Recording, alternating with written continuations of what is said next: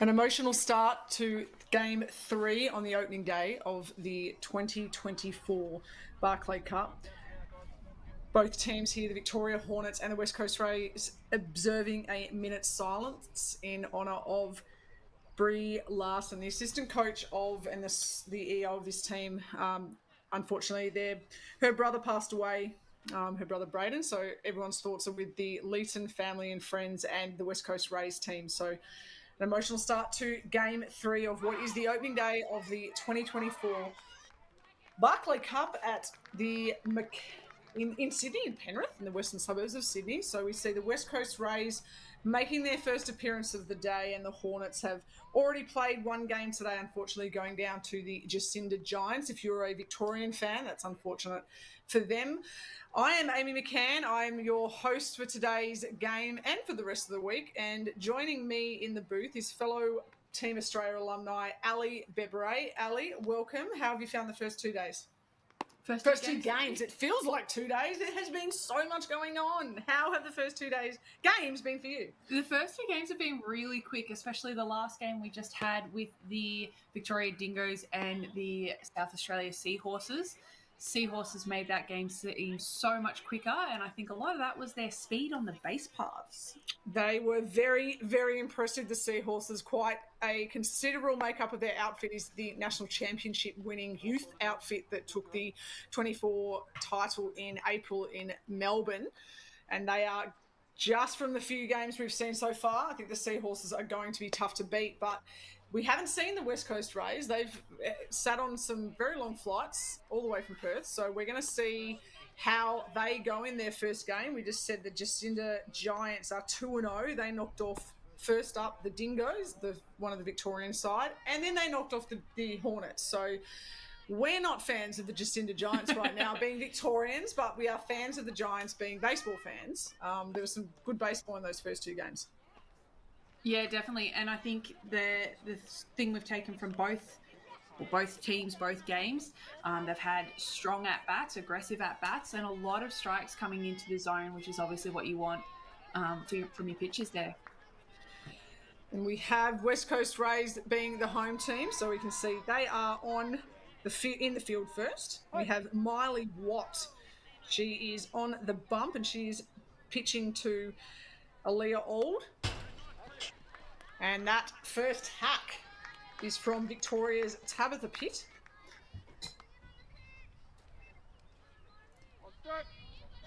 So around the diamond, we have Claire Finney at first base, Saya Scott at second base, Emerson Padfield at third, Isla Calabeck at shortstop, and from left to right, we have Imani Morowick, Hannah Fior, and Willow Colgan round out the outfield. Now we have rosters of 12 to 14, Ali, and we do see they bat through. And then there are some positional changes. There's courtesy runners. There's pitchers who have to come out of the field, have to come off first, and then someone gets to replace them. So there's a lot of moving parts in a junior game.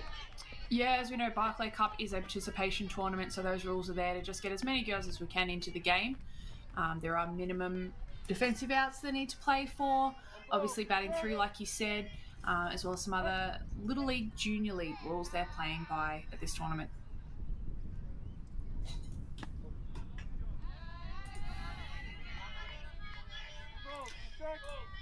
This is Tabitha Pitt, member of the Sandringham Royals Baseball Club, and it is no surprise her favourite player is none other than Amy Beacom. I mean Jen Beacom.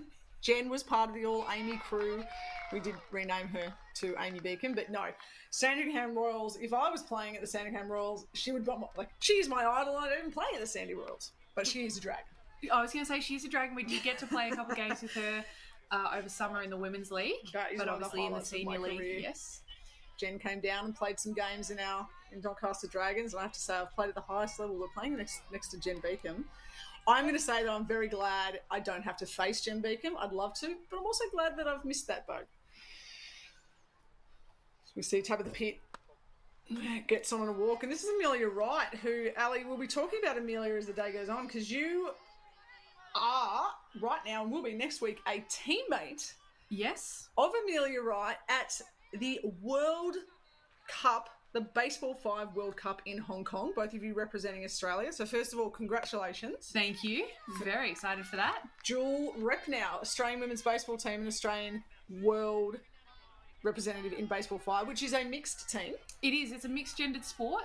So you have 5 on the field at a time, but you have 8 in your roster, and it must be 4 males and 4 females. So Amelia Wright represented Australia last year, so she's actually going off to represent for a second time. So she's in Penrith at the Barclay Cup 1 week, and literally she will fly out and she will go from Penrith to Hong Kong. Yeah, so big 24 months for Amelia. Last year she competed in Barclay in Perth and then flew with us to Turkey for the Youth Baseball 5 World Cup. This year she's flying from Sydney to Hong Kong for the Senior Baseball 5 World Cup. She's certainly getting the frequent flyers miles up. And you know what?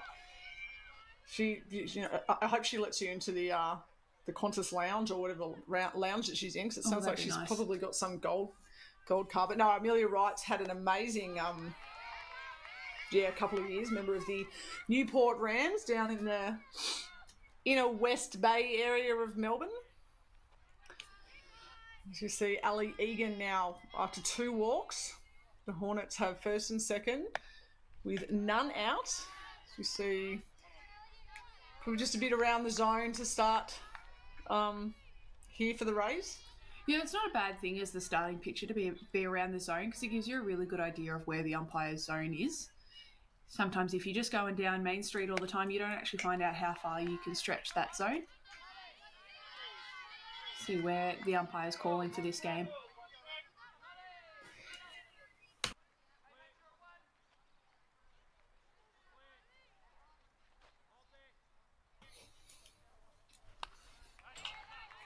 Nice hack there from Ali. One of the few left-handers going around. She bats left. Throws right. Throws right. So I wish I could do that. You're like about 2 or 3 feet closer to first base. It means you run less. You get there quicker. She knows what she's doing. Ali Egan, member of the Research Road Runners and the Essendon Baseball Club. Research in winter, Essendon in summer.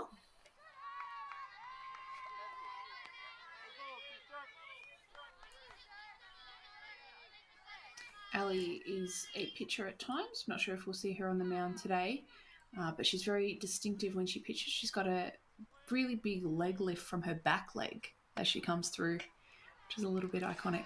She takes the 3rd walk for the team there. As we see her with the number 39 on her back, I got a quick pop quiz for you. Who is Ali Egan's favourite player? I mean, she's got a pretty good first name. It's you. Oh, really? That is, as we see the West Coast Rays coach coming out to have a chat. I just love the fact that we've now hit a new generation and these players that we're commentating have women's baseballers as idols. I was in the first generation. I was literally in the 2nd year of the Australian women's team. I was in the 3rd or 4th nationals that was ever held. So it's sort of like my idols were all the girls I saw that I was playing with that I'd seen the previous year. Like it's kind of, now it's like I look down this list and your name appears on it. My name actually does appear on it once, thanks Kendra Rutgers, but she knows what's up. She knows who's calling. Like, it's just amazing. You've got all these current players who are in the Australian team now or just out of it, and these girls they're idols. I just think it's an amazing thing for our sport. You can't be what you can't see. 100%. And I think it's really exciting that there's so many platforms now, so many levels for these girls. We've added in the All-Girls Little League and Barclay Cup. This whole new generation are going to have plenty of levels to choose from. That is a nice piece there from Hayley Mather. She knocks in the Hornets' first run, the first run of this game. 1-0 to the Hornets. Let's give Hayley. She is the Upway Ferntree Gully Tigers. Donovan Hendricks, who is the pitching coach, one of the pitching coaches, assistant coaches for the Victoria Aces women's senior team. He's the head coach at the Upway Ferntree Gully Tigers. So shout out to Donovan Hendricks. You'll be proud of Hayley and her RBI there to open the scoreboard for the Victoria Hornets.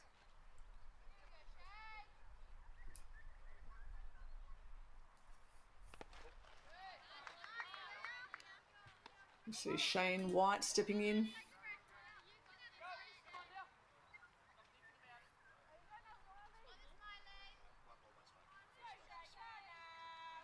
Said it in the last 2 games, Amy, but I love the mic that we're getting at home plate, getting to hear the cheering from either dugout. Oh, and Shane White just got under that. That's a nice running catch there from the second baseman, just going to her left to take that ball. So that's the first out for the Rays, which brings up Lila Atkinson. Lila Atkinson, thank you, Ellie.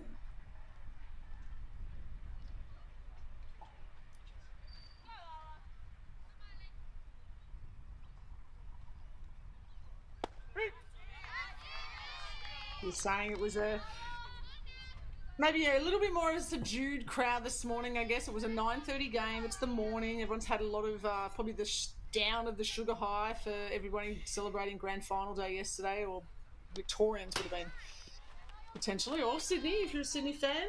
There isn't a Queensland team in this tournament, unfortunately, but big AFL Grand Final day, and the crowd has, or maybe they've turned the mics up as the game goes on. I'm not sure. But yeah, the McKillop Baseball Club looking mint out there in out Penrith. Have you been out there, Ali, to McKillop Baseball Club? No, I haven't. Not to Penrith. But you're right. The grounds crew are doing a great job. Cameras stay on at the end of the game, and you can see them all hustle out, start working on home plate. They're doing a fantastic job out there. And as a player, truly appreciate a grounds crew, particularly on the mound. Like a nice, good mound to work off. You can see there in the right centre, you can see that lone soul dragging an L screen from one side to the other. I think we've all been there. It could be a square screen. You see Atkinson strikes out looking. Bring up Molly Lewis.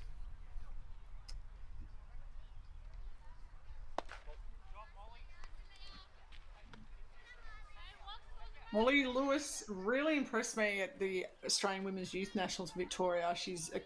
We know her as a catcher. She was jumping and blocking and running, and it was just really impressive from her. Just from day one to the last ball, the last day, her energy, very unequal. As we see a nice recovery from after the 3 walks to open the inning. It's been nice, sort of really pounding the zone now. Like I said, find out where the zone is and then narrow in on it. Certainly knows where it is now and is making sure that she's getting those balls.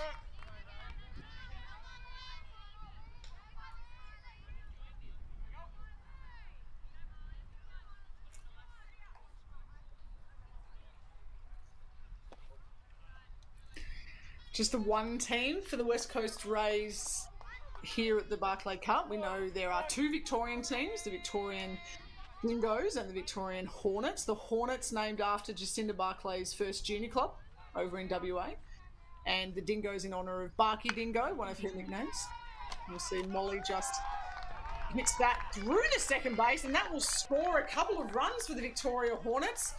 Runners move around the base path, and just like that, Molly Lewis gives herself a little self-high five there, and the yellow of the Hornets, they're stinging already. They've put a bit of a sting into the Rays. So good start to this game. They're both very aggressive animal nicknames, aren't they? The Rays and the Hornets. You can come up with plenty of pun, alley, about their sting, or I'll leave that with you. Both got stingers. You've got to come up with 2 very good puns by the end of this game.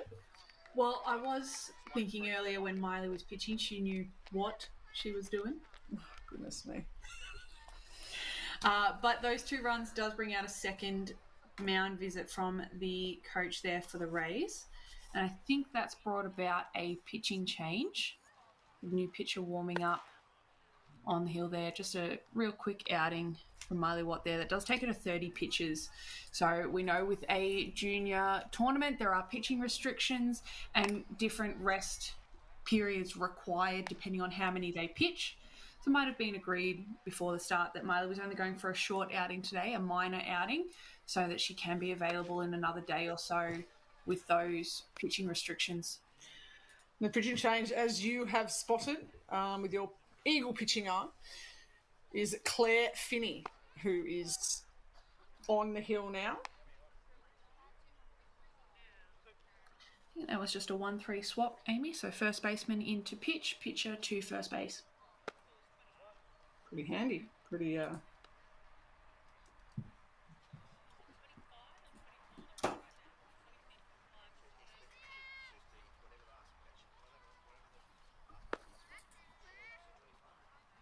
As I was saying, Victoria Hornets, Victoria Dingoes, 2 Victorian teams, one from the west of Australia in the West Coast Rays, one from South Australia, the Adelaide Seahorses, who we called before, and they were so impressive in that game, Ali, the Seahorses. They just everything clinical over the Dingoes there. And then 3 New South Wales teams.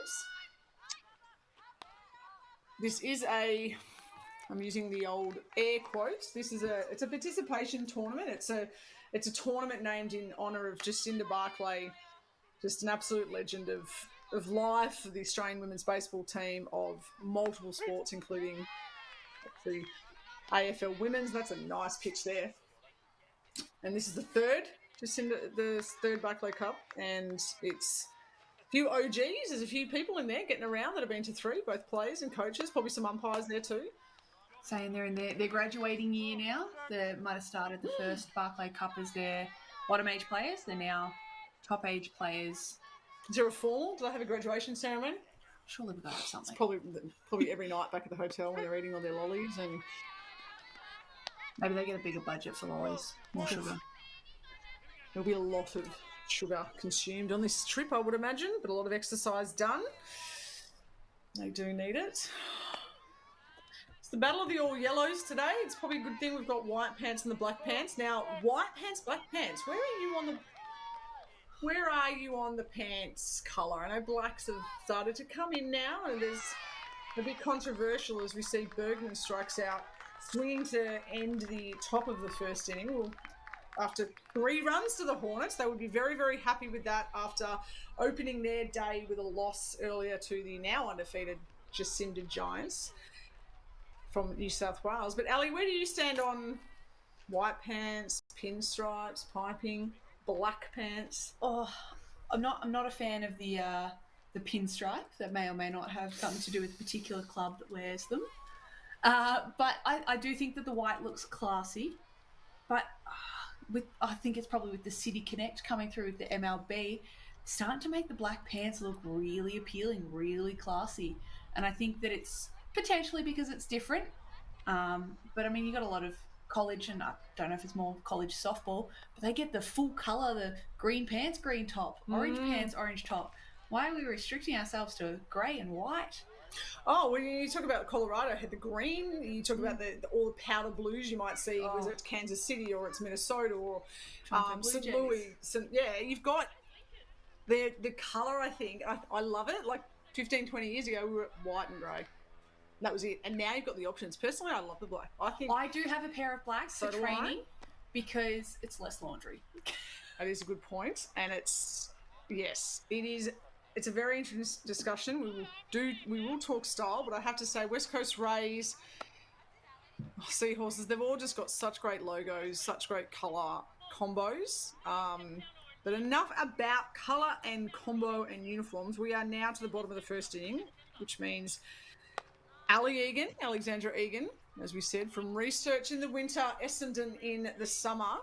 She is on the hill and she is pitching to Cheyenne White, Molly Lewis over at first base, Amelia Bergman at second, Amelia Wright, your Baseball 5 World Cup teammate for next week. She is at third base. We have Alexia Hunkin from the Heathmont Baseball Club, big name there, and the outfield, left to right field, we have Tabitha Pitt in left, Izzy Zurawell in centre field, and Lila Atkinson in right. As I said, we do bat through a lineup. So we have the 12 in the West Coast Rays team. There's 13 in the Hornets team. So they actually bat all the way through. It's a really good way to keep everyone moving in a game. Yeah, definitely. And it also allows for those really quick changes for fielding. When you've got that extended lineup, you can have those conversations with the players. Hey, next fielding innings, you're going to go out there. So there's plenty of prep for that. But they're never really out of the game because they're running the bases. They're having at-bats. They're really focused on the game, so they don't need to sort of switch on to game mode. They're already in the game mode.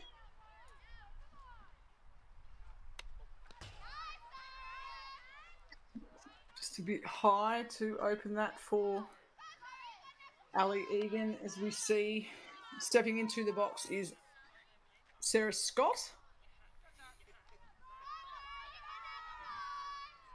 Will be one of the youngest players here at 12. Looks like she would have a tough strike zone to throw to Ali. Not as tall as I think you'd be thrown to Ali Egan. Probably got a bit of bigger strike zone there, courtesy of her height. A little bit bigger.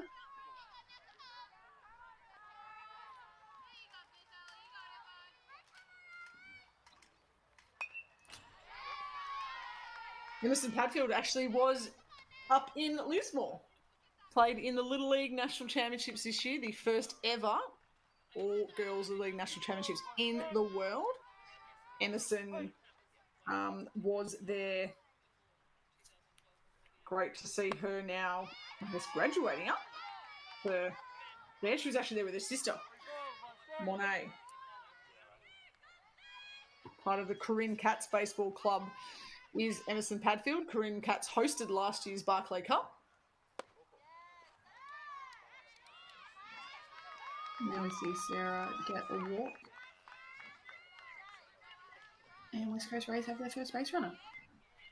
Now, interesting, the third time this has been held, the Gold Coast hosted the first event, won by a WA team, and then WA hosted the second event last year, won by the Queensland team. So it seems like it's opened up for a new team now then. Sorry, New South Wales, you can't win this one because you're hosting. No, I think after the Giants' performance today, as we see, there is a reason that Scott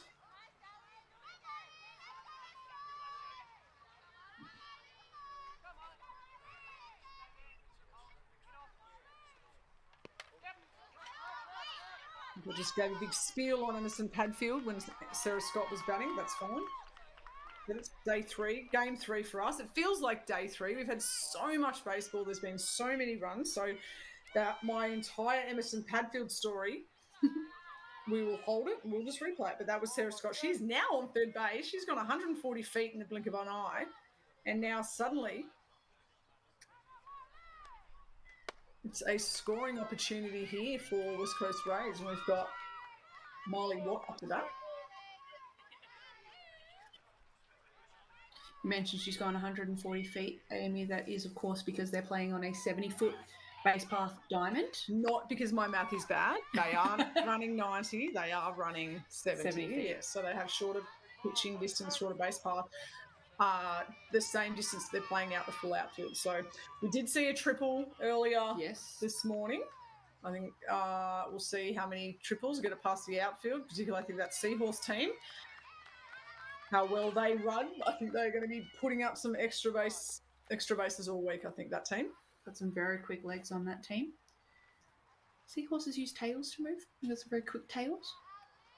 Do they? Seahorses? Okay. How do the Rays move? As we... Wings? Wings. Yeah. So we see Jess Johnson, who is the pitching coach for the Hornets. Jess Johnson, member of the Doncaster Baseball Club. You and Jess are a powerful 1-2 punch for the Doncaster Baseball Club on the hill, and Jess has been a long-time member of the Victorian team, also has represented Australia in gridiron. Also an Emeralds squad pitcher there. She's one of my, on and off the field, very good competitor and friend, and both push each other quite a lot there. I think that the Hornets are very blessed to have her as their pitching coach there. Well, not just Jess Johnson, but the Hornets have two of their coaching staff were, as we see, that's this, what heads to second base on that steal. So we've got Scott and Watt on base. That is very easy to remember. Yes, Jess Johnson and Jamie Bastian are two of the coaches on this Hornets team, and they were two of the players to be cut from the Emeralds last year, and it's just foul. Good effort there by the Rays first baseman. But yeah, Jamie and Jess, there were 5 players who missed out, and you are only as strong as the players you leave at home. And I think Jamie and Jess were unlucky not to go, but also to think that you've got 2 Emerald squad members on a coaching staff of the Hornets. If I was a Hornets player, I'd be like, anything they say. I'd be watching them, how they ate their cereal in the morning. I would be learning everything I could. Which shoe do they tie up first? Do they brush their hair 100 times or 100 times? Do they bunny around the tree, or do they double loop? Exactly. No. Look, whatever they're doing, if you're in an Australian squad, you're doing things right. So the Hornets has great coach staff for this event.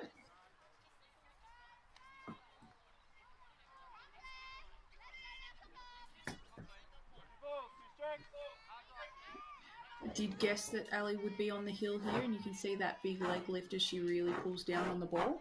That one goes to the back net. A bit of hesitation from the runner at third base, so it stays as runners on 1 and 2. It's always one of the things you got to, when you turn up to a baseball field, all these things you look at. I used to always look at the lines to see how a bunt might lie when you're bunting down first base or third base line to see if it's going to roll in or out or if it stays fair. And the other thing as well is really understanding that backdrop, the back net, as we see Claire Finney strikes out. That's a great at-bat by Claire. But she goes down swinging for the first out for the Hornets. And some fields might have heaps of foul territory and you can go from first to third. Some might have a wall like this where it comes off, it could actually go straight back. I have a theory for you, Amy, with the pitching, the back net distance. I feel like the bigger the back net, the further the pitching distance feels. So I feel like I'm throwing further when it's got a really big back net. Yeah. But I feel like I'm not throwing as far. Of course, generally it's pretty much the same, 60 feet, 6 inches. Yep. But I always feel like I'm throwing a little bit harder, a little bit closer on a short back net. So I feel like I would be throwing pretty good on this field with a short back net. I like a short back net. Well, I'm sure the catchers like a short net too. They're trying to... if I had a big back net, there's a few clubs here in Melbourne. We know ones with a short and some with big back nets. As a catcher, you're always thinking, "Ooh, can't let this one through." This is there's some interesting bounces, but runners on second and third for the West Coast Rays. They're looking to answer the 3 runs the Hornets put up in the top of the first inning. The new batter is Aaliyah Old. She's part of the Rockingham Rams. Her hero is Leah Cornish. You know Leah Cornish well? Leah Cornish is an absolutely wonderful person. She hits this ball on the ground up the middle, and that's a great play across. And unfortunately, Molly Lewis can't come up with that pick at first base. That's a tough play. She got the ball in front, though, but 1 run will cross the plate. Runners on the corners now for the West Coast Rays. Still only 1 down.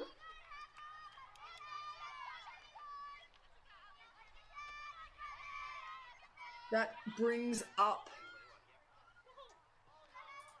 Hannah Fior, who is repping the colours of the West Coast Rays, but he's actually the reigning MVP in Alice Springs of last season, and a wild pitch will allow a second run. Watt will cross the plate after Scott scored. So Watt and Scott were on the board. Feeling a bit who's on first. It is a little Watt bit. scored? Who scored? No, Watt scored. So, yeah, she is from the Alice Springs Baseball Club, the Northern Territory Buffaloes. Such a cool name. So great to see two team members here, Chelsea Erickson and Hannah Fior from Alice Springs. Great to see, as we spoke earlier, some really great work by Baseball Northern Territory. They have just launched a women's league. They have 4 teams. I don't know if you've checked it out. Get onto Baseball Northern Territory's social media, because they have just launched all of the new teams and all the logos. Like, the merch would be amazing. They've got 4 teams. Their league starts. So just need to get Tasmania on board now, and every state will have a women's league. And that ball just gets through. They can't pick it up, but Ali Egan will come in and she'll pick that, go back to the mound. 3-2 Victoria Hornets. They went down in their opening game today. They lost to Jacinda Giants, who are now 2-0. Jacinda Giants knocked off both Victorian teams. So if you're a Victorian fan at the moment, you're not a big fan of the Jacinda Giants right now, but Jacinda Giants look very, very amazing. One of the 3 New South Wales teams that are here, all named after an element of Jacinda Barclay. That's a nice hack from Fior there.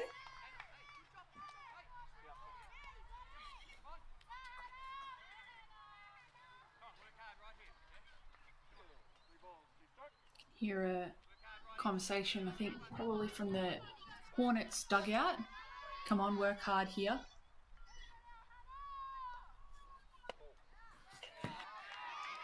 She jumps out of that one as Fior takes a walk. She will move to first. Old is at third.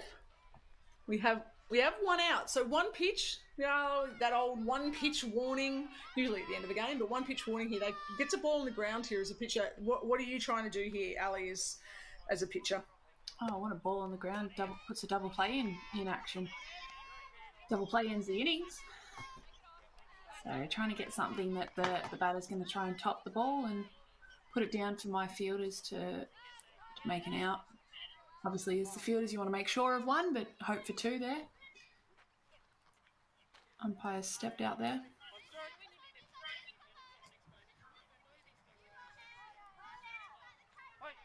As we've got Padfield batting, who Amy's very familiar with, told us all about earlier. I did. I jumped the gun. I was just so excited to tell the story of Emerson Padfield. I commentated Emerson and her sister Monet at the Little League Nationals in Lismore, which you were at. The Little League Nationals held in conjunction. The morning was for the Little League. The evening was for the showcase. It is one of the best events I've ever been involved with. Would have desperately loved to have played in a showcase myself, but I was born a little bit too early. And I would desperately have loved to have played in a Little League Nationals, but definitely born too early for that. But look, I was born too early for that one as well. To commentate, it is one of the next best things, and it was just, I had so much fun, and actually, at that event, you bumped me out of the commentary booth. I remember Eric Bolner, shout out to Eric at Baseball Australia, we had a lot of fun. Cows, baseball, fog. There was a lot going on at that, and we got you in the booth, and you did a great job. Thank you. I think the one of the highlights for me from that tournament was the merch and signature trading at the end of the end of the tournament. Now, uniform trade is the best. I believe based on logo, you're going for the Rays in this game. Is that correct? Without a doubt. And Michael Finney, if you're listening, I know you have a Rays shirt for me because I was not backward in coming forward during Little League. And that is crushed by Padfield, but foul.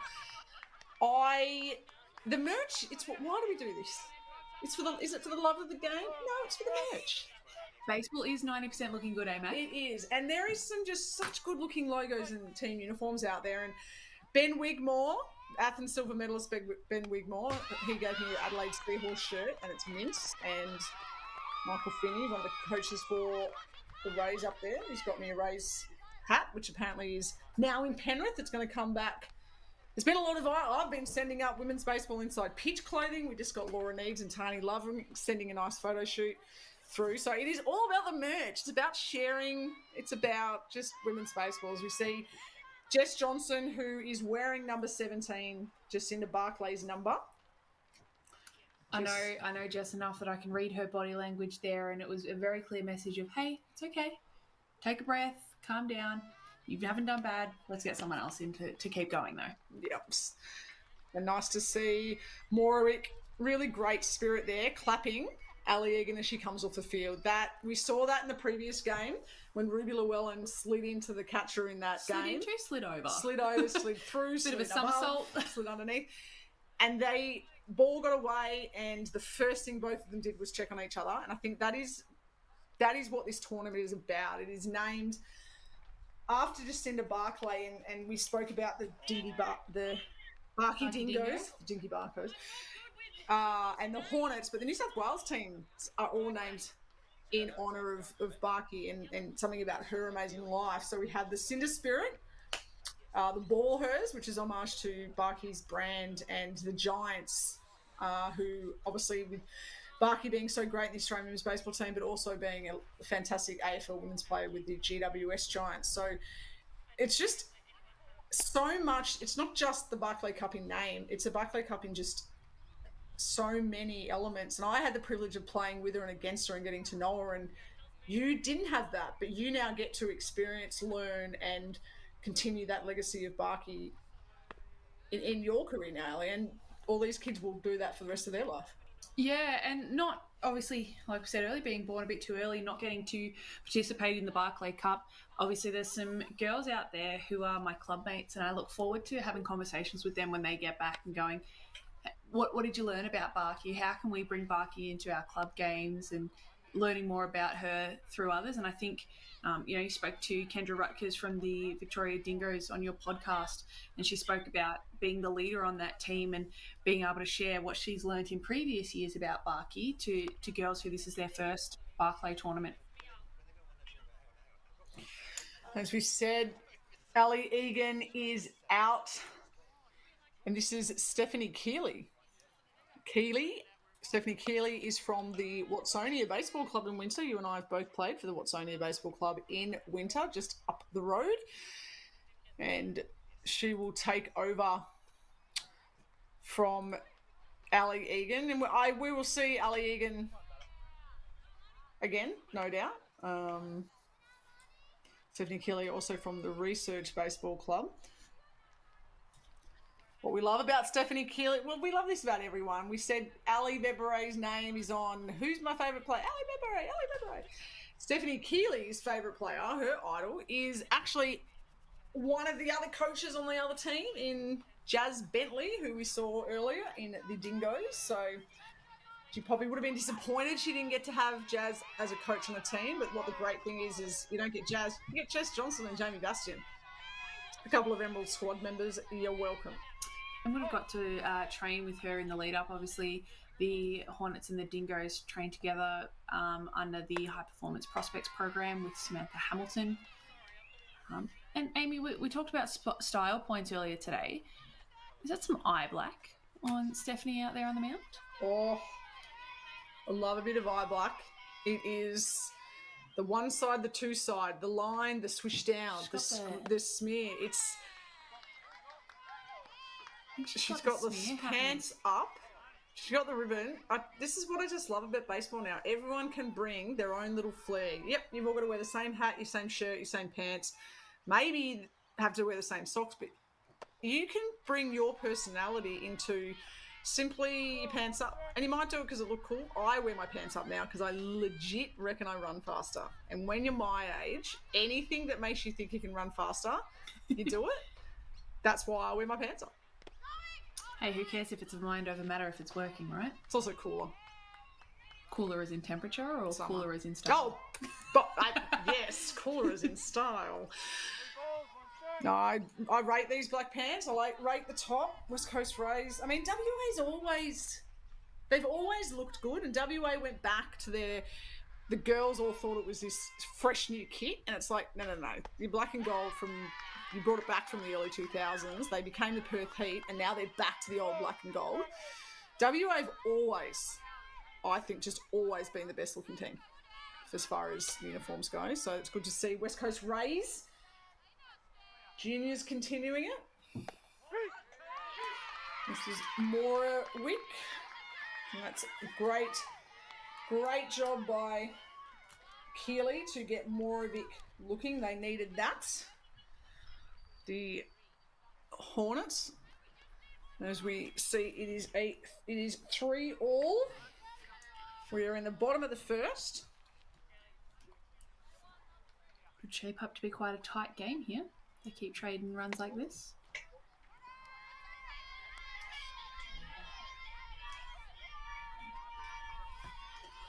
The Scott Watt and Old have all scored now, so we have 2 outs. 2 strikeouts.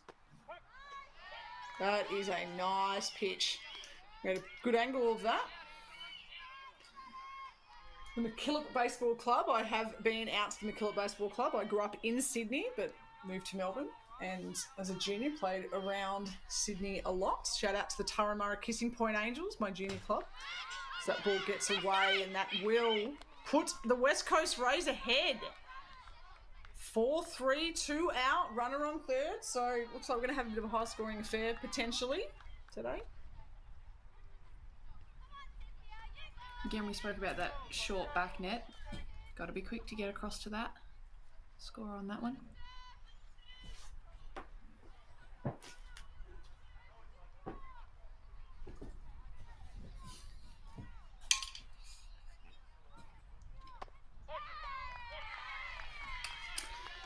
And that is a big hack from Cynthia Suffle.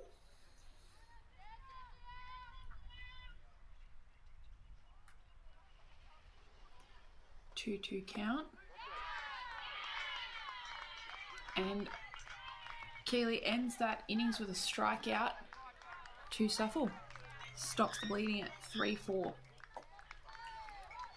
We will take a break, but between a future inning, probably in the second or third inning, we have a pretty cool video that we will show just about what it means for these girls, why they're here at this event.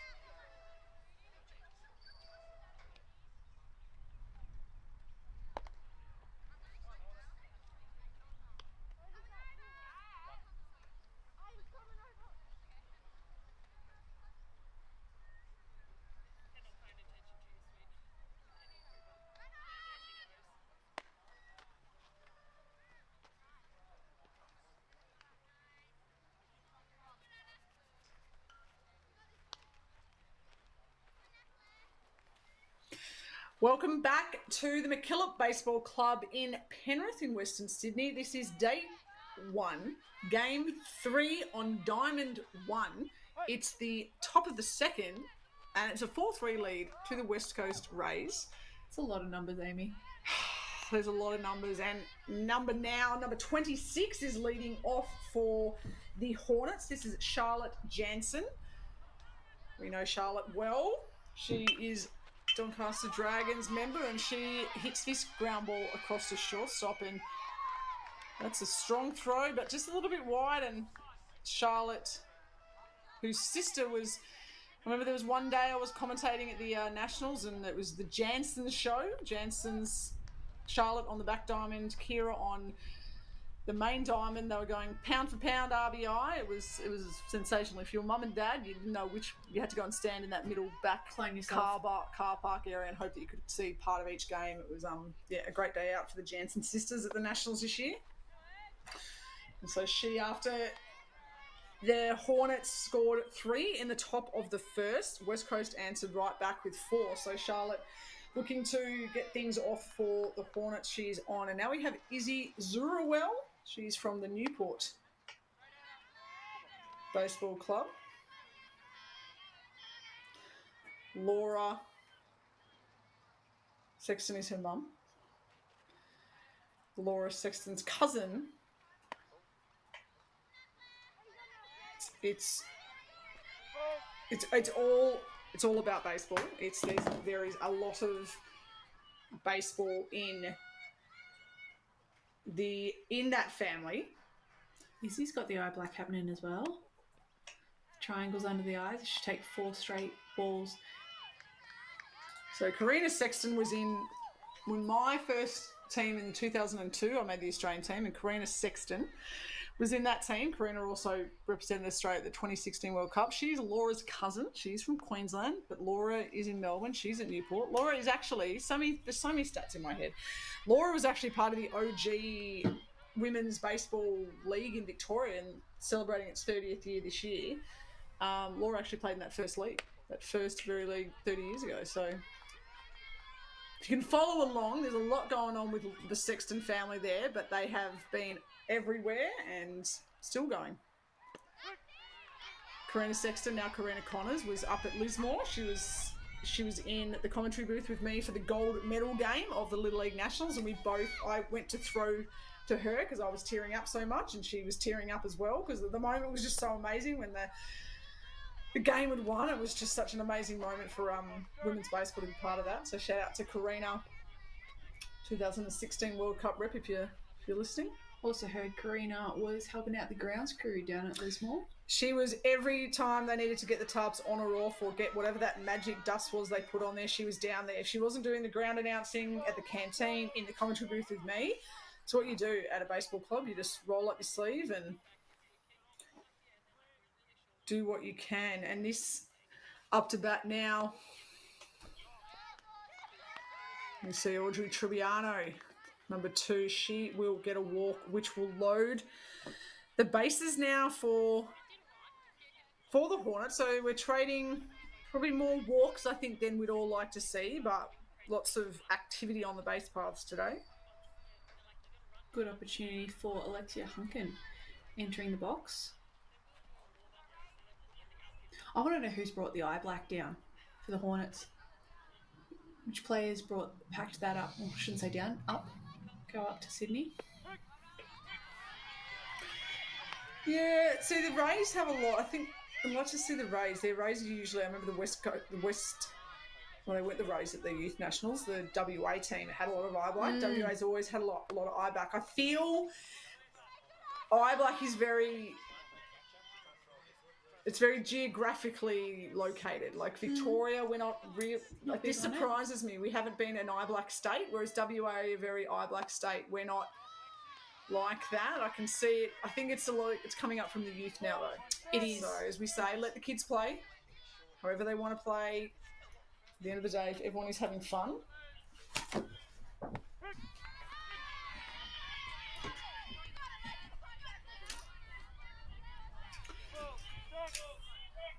Telling too many stories now about whether it's Sexton's family or if it's the Padfields. I'm behind in my score sheet. But Alexia Hunkin is up to bat. Alexia from the Heathmont Baseball Club.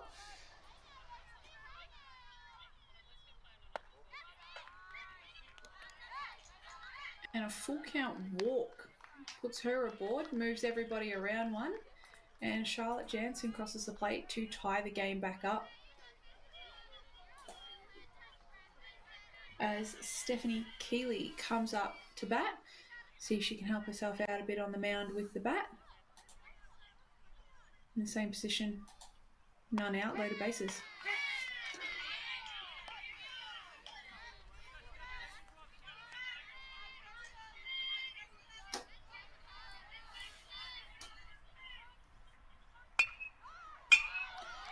Great swing of the bat there, through the infield.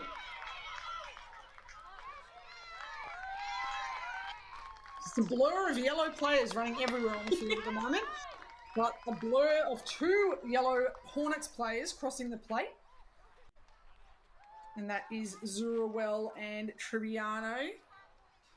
Sneaky shout-outs. Laura Sexton is tuning in. She said she's being made to feel old by, I don't know if it's by us. The kids are calling her old because she threw out the first pitch in that league 30 years ago. That means you are OG. OG. I don't think 30 is old though. That's not fair. But I'd pitch me 30 again. And that ball is popped up in the middle. Lots of runners running everywhere, and that's a force out at third base. So the first out for the West Coast Rays, but Victoria have retaken the lead here in that inning. There's a lot going on in this inning. All right, so you've got the darkness of the eye black. The other thing is this pink and blue bat that keeps coming up. The pink and blue bat, is that like the hype fire? I know that's all the rage at the moment. I believe it's the soldier tank. The soldier tank. What? Hang on, so that's the soldier tank, but you're the hype fire. I've got the hype fire, That's yes. the new one. See, I'm still using a stealth that I've one of the 20 broken bats, and some of them aren't broken, we've found out. We've actually pulled out a couple of the old stealths this summer now down at Doncaster. Like, yes, Sam and I pulled out. Them. We've regripped some of the old school stealths, and they are proving very popular with the girls. there is a lot of pop coming off these still. So I'm like, why did I leave them in the garage for so many years? You still need to regrip the other one, though, because everyone's coming away with black hands. Yes. Easy to tell who swung that one. The community bat, I'll make sure I look after you all, as that is grounded to the right side. A diving play by the second baseman, but she's unable to get up. And that will play another run. Some great baseball there, some great hitting, some great fielding, relay throws, redirecting of that throw to home. All to no avail, though, for West Coast as Victoria now moved to 7-4.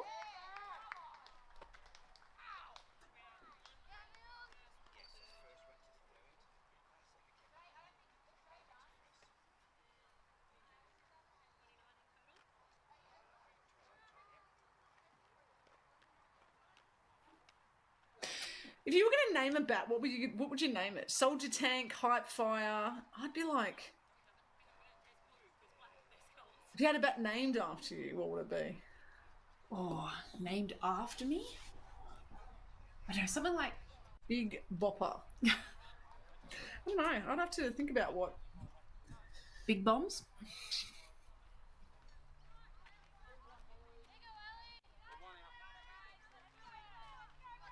We are now Ellie Egan steps in. Catcher throwing out some first and third signals there. I like that. Heads up on knowing where the runner is, letting the players know which runner is their priority if that runner from first goes.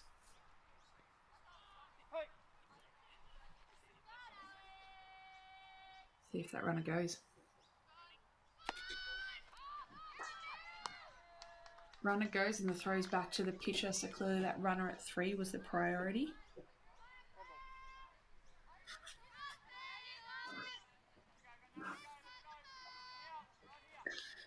So runners on second and third, 1 out. The right-hander. Sorry, the left-hander. Right-handed throwing, left-handed batting. Yes, she is. Right now, we're sort of looking, what are we going to do? Something she could pull the ball, something right side. A ground ball scores another run here for the Hornets. A fly ball to the outfield knocks in another run. But hit the ball hard somewhere. I was just about to say, be looking for a pitcher you can drive somewhere hard.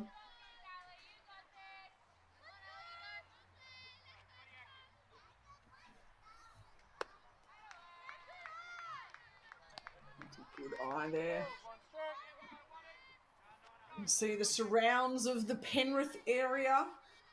Baseball New South Wales and the Penrith City Council bringing this event together. Shout out to the crew, Baseball New South Wales.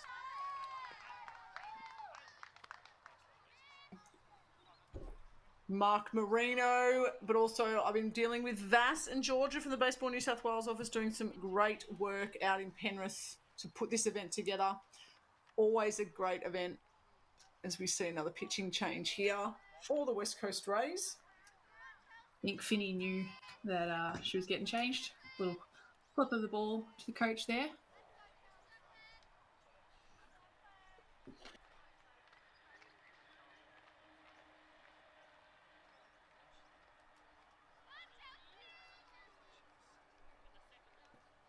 Sometimes, Ali, you obviously have pitched. You've pitched for Victoria. You've pitched for the Victoria Aces. You are an Emerald. You pitched in 2 of the most significant games for the Australian team at the World Cup 2 years ago, and last year. It's a sometimes when you're taken out, it's not solely based on your performance. Yes, you may have been lit up. But at the same time, in this tournament, when there are pitch counts, depending on your age as well, it's about making sure that you don't go over a pitch count and then limit your option to use that pitcher for a day or 2 or 3. Yeah, and look, for myself, I'm a contact pitcher. I'm not going to blow people away with pace. A bit more of a junk thrower, contact pitcher. So if I've got an opposition who are getting onto me and team is struggling to make the out, sometimes it's not much I can do there.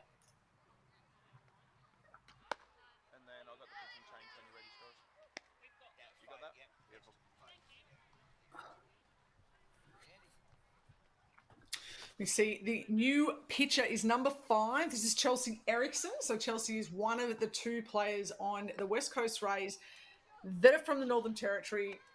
Follow along at home. There isn't a Northern Territory team here, although shout out to the Baseball Northern Territory Association for getting a women's league in Darwin underway just in the last couple of months. 4 teams now there, so great to see Darwin stepping up with the women's league. So Chelsea Erickson and Hannah Fiore are actually from the Northern Territory, from Alice Springs. So it's, love the fact that you can go over and play. They're meeting new friends in their own team and also in their opposition. So, yeah, great to see Chelsea Erickson. She's from Alice Springs, so she's represented Northern Territory in the Little League with the boys. And her idol, and you know what, she looks a little bit like the diminutive Madison Irwin. So another tick shout out to Madison Irwin was my very last recent guest on my Women's Baseball Inside Picks. Madison Irwin was the first female from Canberra to represent Australia in a World Cup game. Joining Ash Patton was also there as well, but Madison Irwin got into a game before her. So she gets that little nod that they both represented. So Canberra and Madison Irwin doing great things to try and get... The Women's League has sort of ebbed and flowed over the years in Canberra. They've actually had a couple of teams. They hosted a ton of nationals. As you see, that's a great hack there. And worried if she gets onto that one.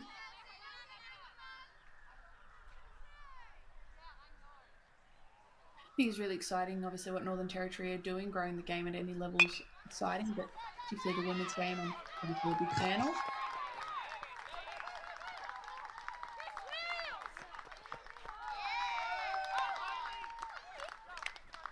Hayley Mather comes up big there. Pin up the middle, scores another 2, and we're back with runners on first and third. 1 out. And that's 6 runs. So that'll be side away as we hear Lila a little bit disappointed that she gets to walk off her from her hit. Oh, I would be disappointed too. It's those innings where you sort of feel that you are like feeling that you're like, oh, I want to get a hit, and you get it taken away. But, you know, we talk about how well the Seahorses played this morning, and guess what? We're going to hear from Seahorses right now. Let's do it.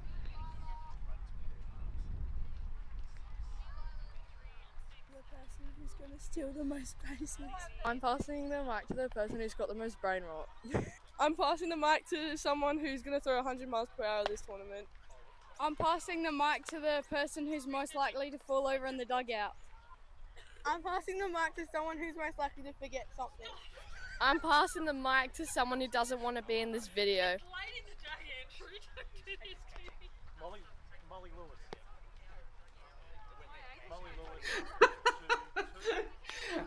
I think we need to do that. I'm passing the mic to the only person in the room with me, Ali. I'm passing the mic to the other person in the room with me. And we will pass it backwards and forwards. We might pass it to the dogs and the cat. I love that from the Seahorses. We spoke about the youth's language. Oh, Jess today. Johnson behind the plate. Look at that, look at that. Number 17, Jess Johnson, thank you. Sure. Jess Johnson, there you go. Yes, passing the mic, I like that. Yeah, but what's brain rot?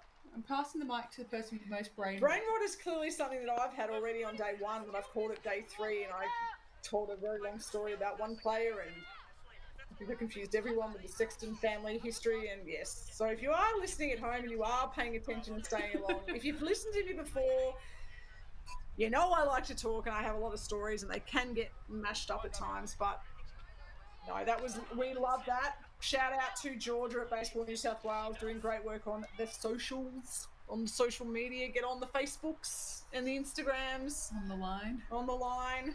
No, get out on social media. Great job. I want to see more of those, Georgia, so work harder. We find those videos awesome. I know all the families will back at home. We are here at the McKillop Baseball Club, the Barclay Cup. This is the 3rd game of the day. This is the 3rd edition of the Barclay Cup. The first event was in the Gold Coast, won by WA. Second event was in WA, won by Queensland. Who's going to win this one? We will find out on Saturday. There's a lot of baseball to go.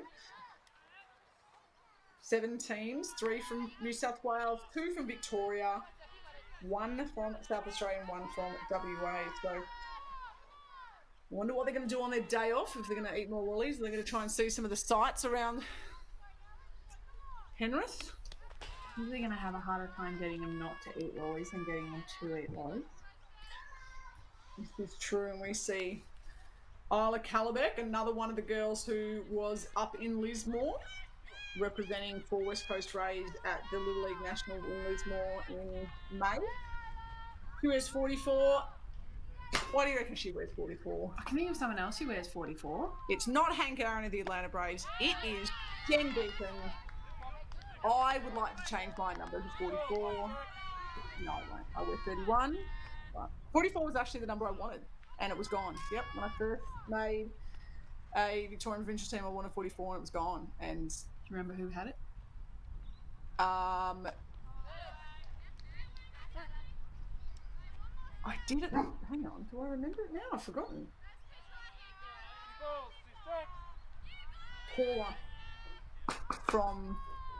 Paula Finch. And then I picked 31 and haven't looked back. It was one Braves player to another Braves player, so it wasn't a hard choice. You see Isla Calabeck just jumping down, so she has 3 favourite players. She wears 44 for Jen Beacon, but Leah Cornish, World Cup, but Peyton Newman. And Peyton Newman we saw at the showcase. Yes. For the Adelaide Giants. Peyton Newman was one of my breakout players, AMAX breakout players from Nationals for my next season, yes. Breakout players. So yeah, great to see she's got some local heroes, and that ball gets away, and the pop-up slide, that is pretty to watch. I just cannot get enough of a pop-up slide. We saw Kendra Rutgers did a slide, half popped up, came back down in that previous game. She would love the fact that I brought that up, but that pop-up slide, love a pop-up slide. Isla Calabeck into second base.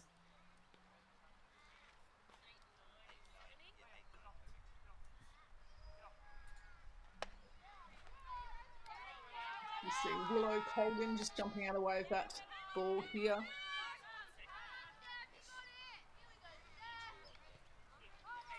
I think one of the best things about commentating is just getting to learn all these players. Not just getting to learn how to say their name, getting to learn just all of the new...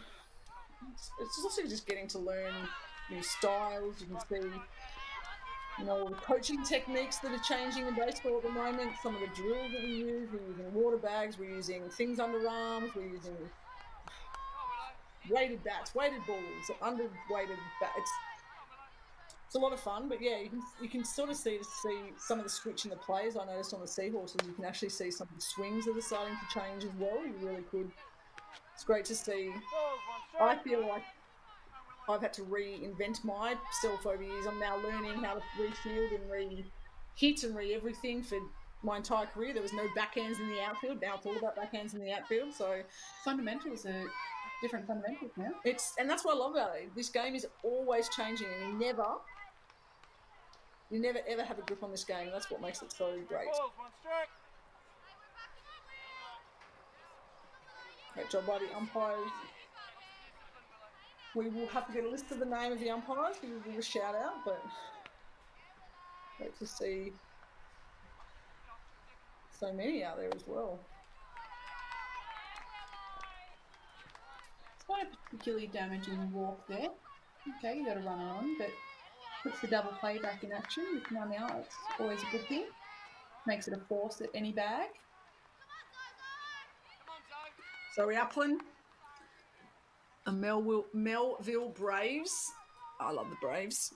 So Zoe Upland's automatically favourite player, and her favourite player is All. Who's your favourite player? All. Lucky, not a lot of lefties in this tournament. So we've talked about your prowess on the mound, Ali, with your immaculate innings, your free pitch innings and things like that. Have you ever hit a ball so hard you dented your bat? No, I can't say that I have. That's very hard hit. Zoe's done that. One of his favourite moments. That's a great slide again. She is safe. Oh, look, it'd be one of my favourite moments if I'd done that as well. Yes, it's true. Oh no, she got a hit off it. Was it a safe hit? Do you know? I'll have to find out, but if I dented my own bat, I reckon I'd sign it. Frame it. Put it on display. Yeah, she hits that. Normally, if we were there and we are commentating remotely from Melbourne, that would have been probably straight back at us in a commentary booth, that one there. That's right. Without our gloves. I would have speckied over you. Would have been running down to the canteen to trade that in for a hot dog and Coke. I'm a picker, I don't catch pop-ups. It's all yours with the outfielder. Unless it's in my circle.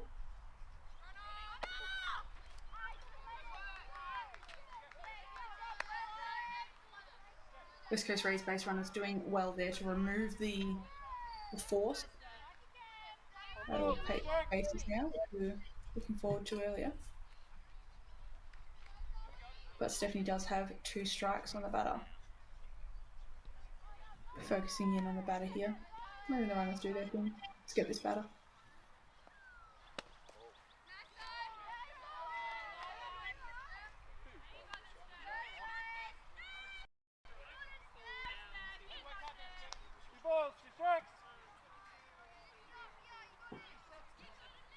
Still none out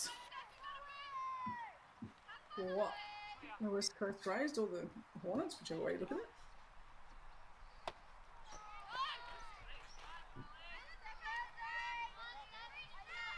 Barclay takes the count full. Nice patient batting.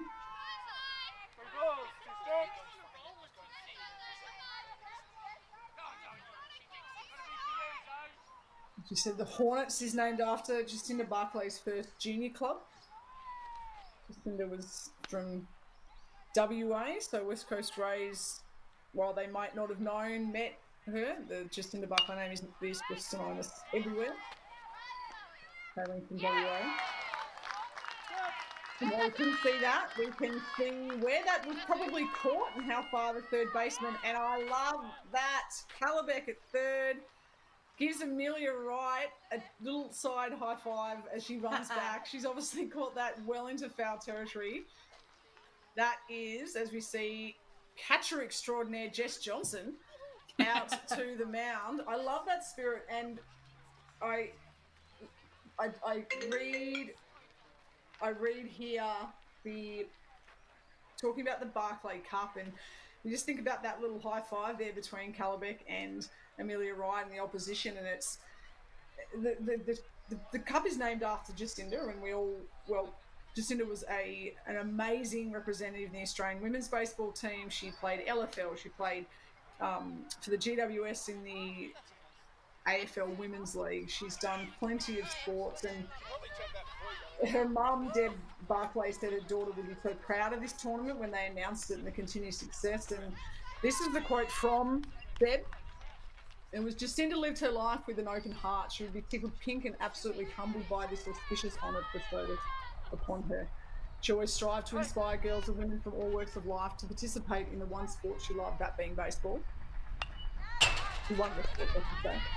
What made a tournament stand out to none for her was the desire to challenge yourself, weaving in camaraderie, friendships, and creating incredible memories.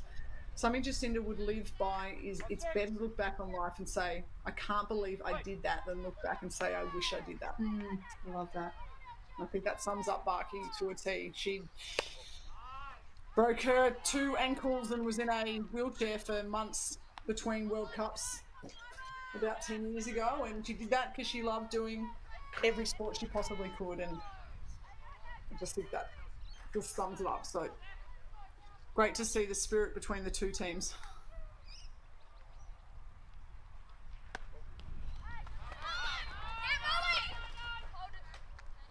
Great pitches cover there, Ellie. You'd be proud of that. Proud of that, but also I think the hustle from Molly to get back there made the runner at third base question, oh, maybe I won't go. She hustled back quickly for that.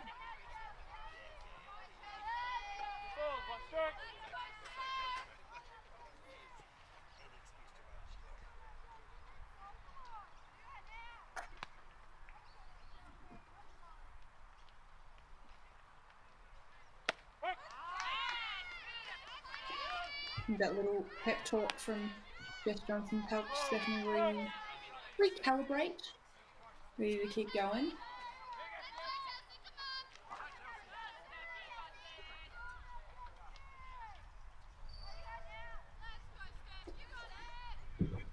Obviously, Erickson up bat now, but when she was in Little League, she was at first base and she did splits to get an out. One of her favourite memories.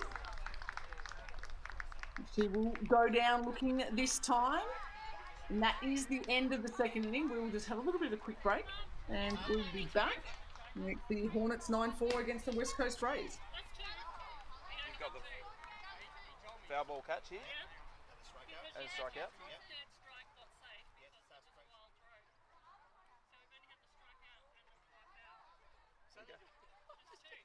It's his fault. It's only two? There you go. It's only two.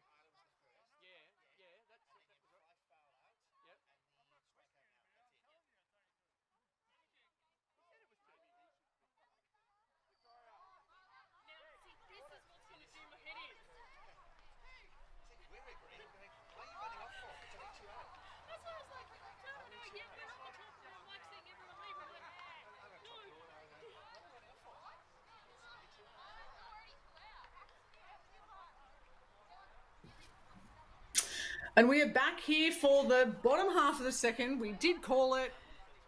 Everyone was a little bit over eager to go and get some lollies and sit down and have a bit of a drink in the dugout. There were only 2 out. So we are heading back out for the rest of the inning. We do play 3 outs in this league. I know we're playing on shorter base paths and shorter pitching distance. We still play 3 outs, but I think there was a lot going on. Everyone got excited. What's your favourite bench snack, Amy? Look, I think it's just a favourite lolly. I'm a big fan of the milk bottle. Oh, yeah. I just think it's not offensive.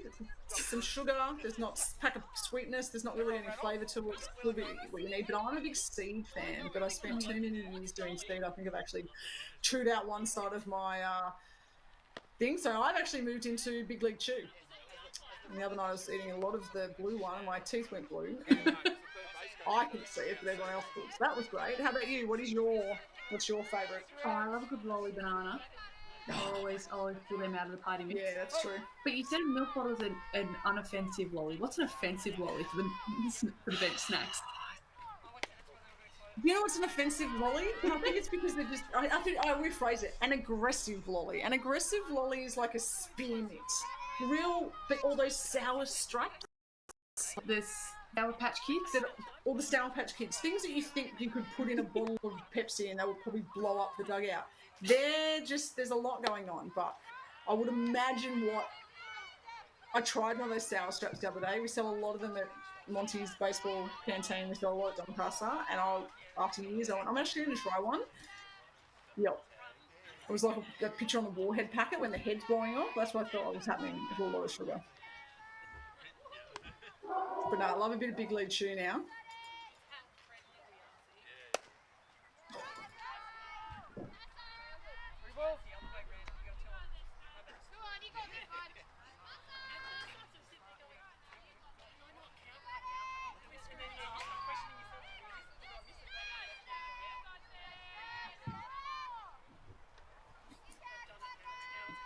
So Scott, that she walked in the first inning.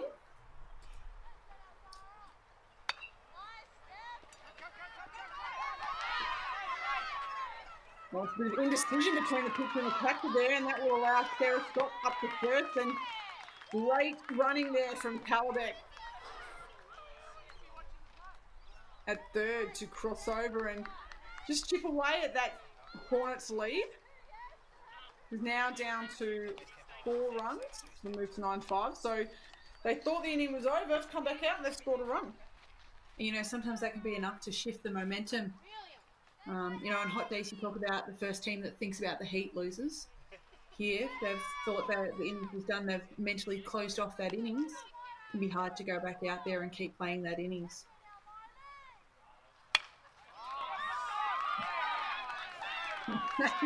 Absolutely matched into left centre by Watt.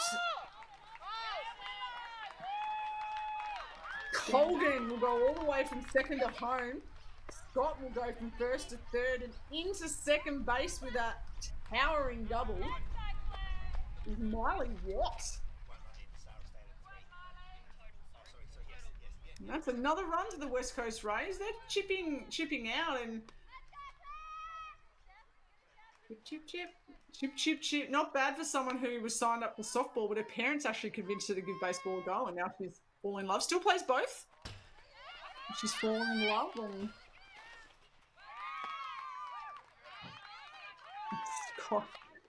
Scott slides in. You can see the black pants are a little bit better on the dirt, but then the dirt's brown and pants are white. But pants are brown. Sorry, dirt's brown, pants are black, pants are white, pants. It doesn't matter what you slide on. You've actually got to have brown pants. Do you think brown pants would make a? I think that if brown pants were one of the colours of the uniform, you'd go the brown pants, the brown top, with the right colour brown. Oh, San Diego Padres, I think they can kind of rock it, maybe. I don't think that the tanny brown that was in the All-Star game was quite it. No.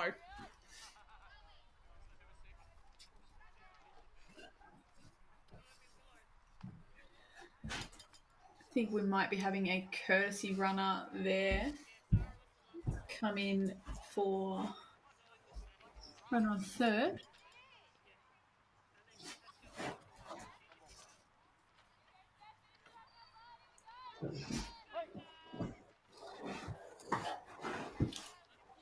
So this is still Finney.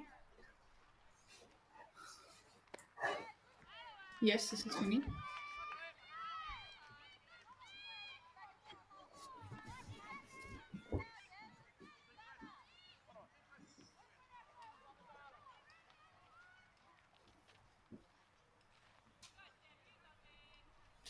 Stephanie taking her time, getting herself composed. One thing you've got the advantage of as a pitcher is you control the pace of the game. Tempo. Trigger word. Good pitch there. Must have just missed the umpire zone.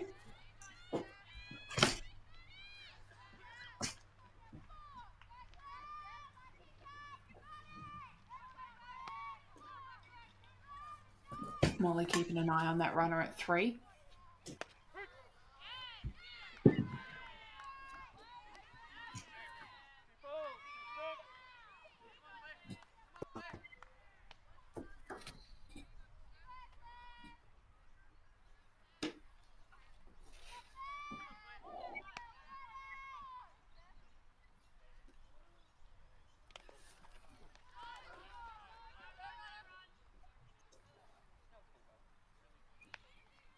We've spoken about Jacinda Barclay during today, during the different games, and obviously we keep talking about her throughout the whole tournament. Saw obviously the Dingoes earlier with the number 17 on their sleeve, and you can see the Hornets have also got that number 17 on their left-hand sleeve. Amy, the significance of the 17 there? Barkey's number. It's when she wore.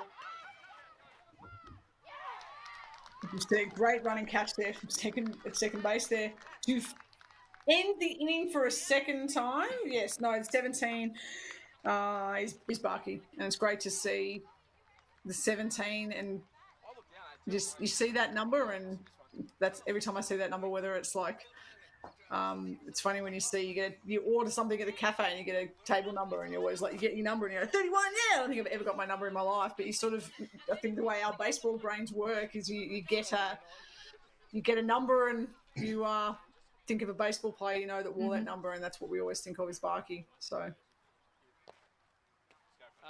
I'd like for Baseball Australia to have retired that number at the Australian level. I don't think anyone should wear that number ever again, and I think that's something that I'd like to see. Probably more recognition of the Australian women's players past and present, probably from on that esteemed level. We know Katie Gaynor's number has actually been retired by the Sydney, by Baseball New South Wales, the number 8, which is every time I see number 8 is Katie Gaynor. That's all I think of. The Sydney Blue Sox have retired her. That was a really fantastic thing for her, and I think you see all those types of things like everyone wears 42. We have the Roberto Clemente around, the Jackie Robinson around, things like that in Major League Baseball. And we don't have a national league, but it would be amazing if we had a Jacinda Barclay. Is it the Jacinda Barclay Pitching Award at Nationals? Is it the Jacinda Barclay Spirit? We have an event for her. I mean, it's an amazing thing that we have an event for her. But as I said, I think 17 should be hung up. As we can hear, we can hear more of the little changes here.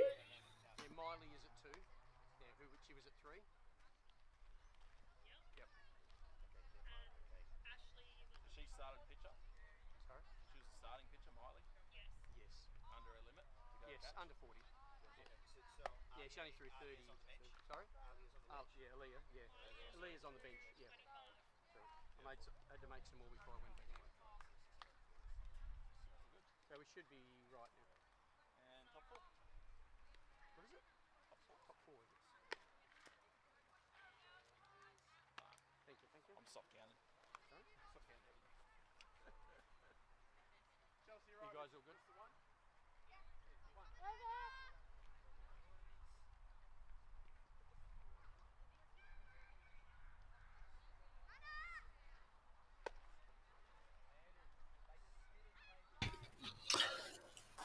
We are at the McKillop Baseball Club in Western Sydney. Penrith City Council and Baseball New South Wales doing a great job to get this 7-day, 6 competition days as a day off in the middle. Wednesday is a rest day or a visit to, back out in the western suburbs of Sydney.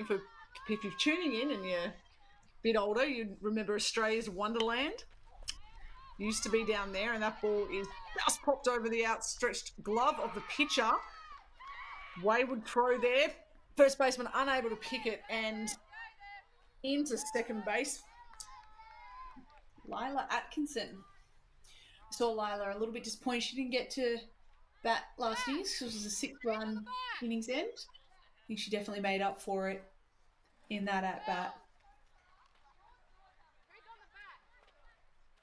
You see Molly Lewis is just letting her teammates know that the bat needed to be picked up there. Someone's probably too busy in the lolly jar and it hasn't picked up the bat.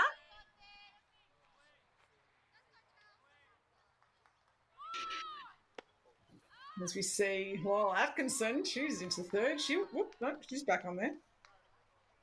Barky strikes me as the sort of person that would always be high lolly jar.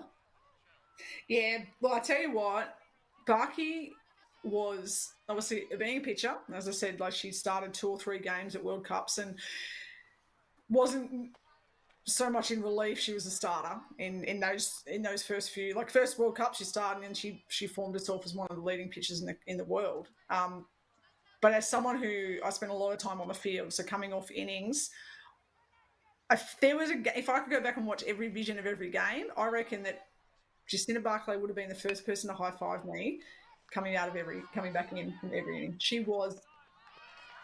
a nice play there to retire Molly Lewis, but not before she's knocked in a run. And they've just got into double digits. Yeah, she was so far out of the dugout. There was some certain players that were like that. They were just always, and most everyone was out of the dugout, but Barky was always so far out of the dugout. She was almost on the field. I remember I'd be running off the field and he'd be like, hey, you'd be like, oh, hang on, I'm still on the field. How are you out? That's what she was like. She'd want to chart. She'd be beatboxing. She'd be singing. She just knew that if you were down a bit in the dugout, if you'd had a rough game or a couple of strikeouts or what it might be, she'd come up to you and she'd just come up to you and she'd pat you on the leg or she'd sit next to you and she'd just talk some crap with you. She'd also say the most wisest things, and she just knew how to say them, how to say them to different people. It's an art. She knew what it took to say something to, whether it was a Shea Lillywhite or a Christina Kreppold or she just knew exactly how to say it. And then she also knew when not to say things. And yeah, we've never seen anyone like her. You see Bergman up to bat now.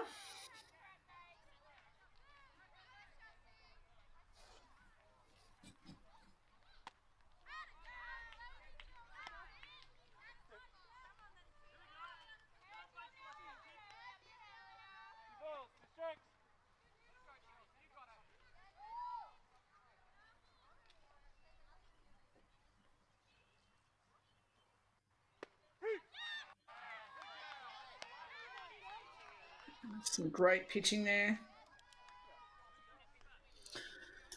from Ericsson on the hill still, bringing the Alice Springs heat. So Penrith, see what I did there? So I brought a pun in. Are you working on your pun as we see Charlotte Jansen coming up to bat?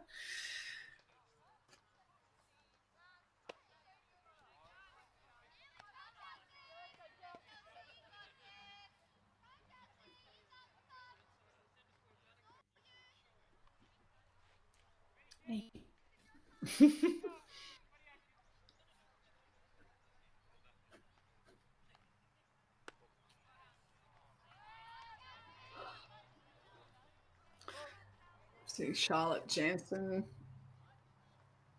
reached on an error in her last at bat to lead off second inning. It's Charlotte's second year in the prospects program from Baseball Victoria's high performance program there. One of the players who has developed a lot from her first prospects to her youth performance earlier this year, going through the prospects program again this year in the lead up to Barclay. Oof. Gets that bat down. That's a great job down Periscope. Yeah, Charlotte and sister Kira we spoke about earlier, and I think she's one of the, we talk about sponges, and all girls want to learn and take it all in, but Charlotte is just, as I said, she'll be sitting next to Jess Johnson seeing how she pours the milk into the cereal. And that gets away. Charlotte will take first base. And we'll be bringing up Izzy Zeruel with the Soldier Fire. What is this? Soldier Tank. The Soldier Tank, the Hype Fury. There's... Well, that's not a bad bat name. Hype Fury. Hype... Isn't that what it's called? No, it's Hype Fire. But a Fury wouldn't be a bad bat name. Patent pending. Fury? The AMAC Fury. I did play with a bit of Fury, so... I think that would be... Charlotte takes second base there on that wild pitch. I'll have to work on my bat name.